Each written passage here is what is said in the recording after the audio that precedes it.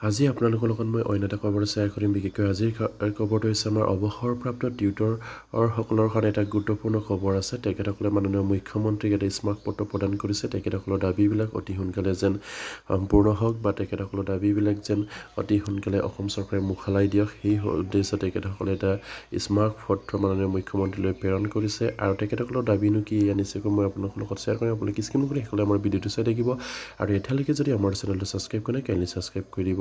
নিশ্চয় আপোনালোকে স্ক্ৰীনত প্ৰত্যক্ষ কৰিছে এখন নিউজ পেপাৰত আমাৰ অৱসৰপ্ৰাপ্ত টিউটৰ শিক্ষকসকলৰ বিষয়ে কি উল্লেখ কৰিছে। ইয়াত লিখিছে অৱসৰপ্ৰাপ্ত টিউটৰসকলৰ এককালীন অসাহায্যৰ দাবী মুখ্যমন্ত্ৰীলৈ স্মাৰকপত্ৰ। আমাৰ যিখিনি অৱসৰপ্ৰাপ্ত টিউটৰ ছাৰ বাইদেউসকল আছে তেখেতসকলে এককালীন অসাহায্যৰ বাবে মুখ্যমন্ত্ৰীক এখন স্মাৰকপত্ৰ প্ৰদান কৰিছে। আৰু যিহেতু মাননীয় মুখ্যমন্ত্ৰীয়ে যিদিনা আমাৰ টিউটৰ শিক্ষকসকলক নিযুক্তি প্ৰদান কৰিছিলে সেই সময়তে মাননীয় মুখ্যমন্ত্ৰীয়ে কৈছিলে যে এসপ্তাহকৈ চাকৰি কৰি অৱসৰ গ্ৰহণ কৰিলেও বা কোনোবা এটা কাৰণত এক্সপায়াৰ হ'লে সেইসকল টিউটৰ ছাৰ বাইদেউসকলক 10 লাখ টকাকৈ মুকলি দিয়াৰ কথা তেখেতসকলে কৈছিলে বা এককালীন সাহায্য প্ৰদান কৰাৰ কথা কৈছিলে।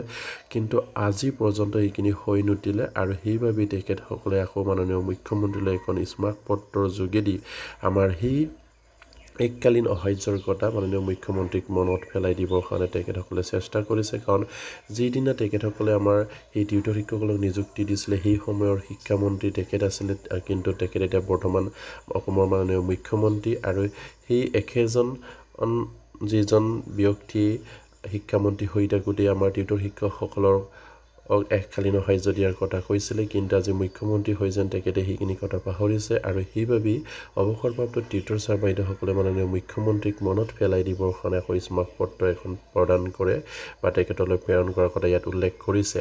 ইয়াত লিখিছে দৰং জিলাৰ অৱসৰপ্ৰাপ্ত টিউটৰ সন্থাৰ প্ৰতিনিধি দলে তেওঁলোকৰ সমস্যা সমাধানৰ দাবীত 9 জুলাইত মুখ্যমন্ত্ৰীক স্মাৰকপত্ৰ প্ৰদান কৰে।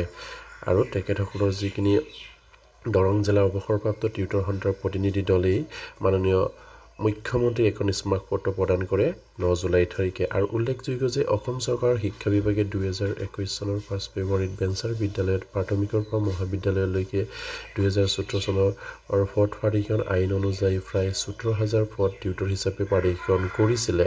আৰু বেঞ্চাৰ বিদ্যালয়ৰ জীৱনত বেছি সময় প্ৰায় 25-30 বছৰ বিনা বেতনে শিক্ষকতা কৰি সময় অতিবাহিত কৰা টিউটৰৰ কিছু সংখ্যক মাত্ৰ চৰকাৰীভাৱে 2-3 মাহ আৰু কিছু সংখ্যক 2 বা 3 বছৰ শিক্ষকতা কৰি অৱসৰ ল'ব লগা হয়। আৰু অৱসৰপ্ৰাপ্ত টিউটৰসকলক সুদা হাতে অৱসৰ গ্ৰহণ কৰিব লগা হ'ল। আৰু কিছু সংখ্যক টিউটৰৰ মৃত্যু হ'ল আৰু এতিয়াও পূৰ্বে অৱসৰপ্ৰাপ্ত টিউটৰসকল সুদা হাতে অৱসৰ গ্ৰহণ কৰিব লগা হ'ল আৰু কিছু সংখ্যক টিউটৰৰ মৃত্যু হ'ল। আৰু এতিয়াও পূৰ্বে ঘোষিত 10 লাখ টকা অৱসৰকালীন আৰ্থিক সাহায্য পাম বুলি অৱসৰপ্ৰাপ্ত টিউটৰ আৰু মৃত টিউটৰ পৰিয়ালে আশাৰে বাট চাই আছে। আৰু যিহেতু টিউটৰ নিযুক্তিৰ সমাৱেশত সেই সময়ত শিক্ষা মন্ত্ৰী তথা বৰ্তমানৰ মুখ্যমন্ত্ৰী ডক্টৰ হিমন্ত বিশ্ব শৰ্মা এসপ্তাহ চাকৰি কৰি অৱসৰ হ'লেও 10 লাখ টকাৰ এককালীন সাহায্য দিম বুলি ৰাজহুৱাভাৱে ঘোষণা কৰিছিল। আৰু সেয়ে কালি দিছপুৰত মুখ্যমন্ত্ৰী ব্যক্তিগত সচিবৰ জৰিয়তে মুখ্যমন্ত্ৰীলৈ 10 লাখ টকাৰ আৰ্থিক সাহায্য মোকলাই দিবলৈ দৰং জিলাৰ অৱসৰপ্ৰাপ্ত টিউটৰ সন্থাৰ পৰা এখন আবেদন দিয়া হয়। আৰু লগতে প্ৰাথমিক শিক্ষা সঞ্চালক আৰু মাধ্যমিক শিক্ষা সঞ্চালকৰ কাৰ্যালয়তো 10 লাখ টকাৰ অৱসৰকালীন সাহায্যৰ বাবে আবেদন কৰে। আৰু দৰং জিলাৰ অৱসৰপ্ৰাপ্ত টিউটৰ সন্থাৰ সভাপতি ইউনুছ আলী আৰু সম্পাদক ৰাজেন্দ্ৰ নাথ ডেকা আৰু উপদেষ্টা দিলীপ নাথে। নিশ্চয়কৈ এটা গুৰুত্বপূৰ্ণ খবৰ আমাৰ অৱসৰপ্ৰাপ্ত টিউটৰ ছাৰ বাইদেউসকলৰ কাৰণে। তেখেতসকলে হয়তো কোনোবা টিউটৰে এমাহ, কোনোবা টিউটৰে 2 মাহ বা এবছৰ 2 বছৰ কৰি অৱসৰ গ্ৰহণ কৰিছে। সেইসকল টিউটৰক 10 লাখ টকাকৈ গ্ৰেজুইটি প্ৰদান কৰাৰ বৰ্তমানৰ মুখ্যমন্ত্ৰী তেতিয়াৰ শিক্ষামন্ত্ৰীয়ে ঘোষণা কৰিছিলে, কিন্তু আজি পৰ্যন্ত সেইখিনি কাৰ্যকাৰী নহ'ল। আৰু সেইবাবেই অৱসৰপ্ৰাপ্ত টিউটৰ ছাৰ বাইদেউসকলে সেইখিনিক দিবৰ কাৰণে বা সেইখিনি পইচা মোকলাই দিবৰ কাৰণে তেখেতসকলক আকৌ মাননীয় মুখ্যমন্ত্ৰীয়ে এখন স্মাৰকপত্ৰ প্ৰদান কৰে। আৰু শিক্ষা বিভাগৰ বিভিন্ন বিষয়াক তেখেতসকলে সেইখিনি আপোনাৰ সাহায্য দিবৰ কাৰণে তেখেতসকলে আবেদন কৰিছে বুলি ইয়াত উল্লেখ কৰিছে। খুবেই এটা গুৰুত্বপূৰ্ণ বিষয়, যিহেতু অৱসৰপ্ৰাপ্ত টিউটৰ ছাৰ বাইদেউসকলে যিখিনি সামান্য এটা ফৰিটুকি পাই তেখেতসকলে অৱসৰ গ্ৰহণ কৰিবলগীয়া হ'ল।